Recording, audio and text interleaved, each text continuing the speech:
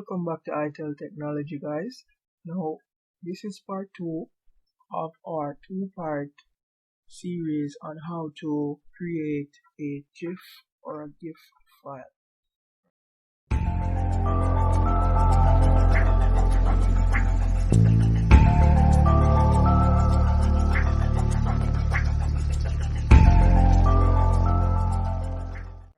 Now, the GIF file, as you can see, we're continuing from our part 1 episode, right? Now, we have created the frames for the GIF file, right? So we have 24 frames, and what it should do is that it should spin as if it is on a stand, right? So it should spin as if it's on a stand. It should spin either indefinitely or definitely. It all depends on what we will set it to spin as or how long, right? So as you can see, we have 24 frames and we have 23 layers. The reason why we have 23 layers is because remember back in our previous tutorial, we had merged the circle with the square, right? So we merged layer 1 along with layer 2 and it became just layer 2, and then we proceeded to duplicating each layer as we duplicated each frame, right? Now let's get right into it. Now the ball should spin definitely for one single spin, right?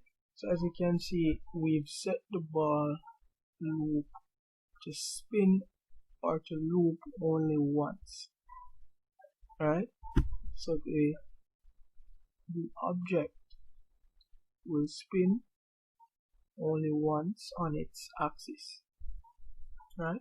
Now we can select it and we could choose to let it spin or continue the same action indefinitely or for a selected amount of time or a set period of time, or we could even type 6, 10, 12 times right here, right? But what we're going to do is to choose the indefinite option, let it spin forever until it is manually stopped, right? So what it's really doing right now is that it's actually searching through each and every layer for each and every frame. So each frame is assigned a layer, right? Each layer represents a different movement of the object, right? So let me just break that down to show you real quick. So as you can see, look on the eye or the visibility of the layer. Right now this layer is on. The copy of layer 2 is on. So if you were to select on layer 3, the next one in line becomes visible and the previous becomes non-visible, and it continues and it follows this algorithm continuously until it is manually stopped, and it depends on what you set it to be, right? Now in our next part 3, I'll be drawing a stand that this will spin on.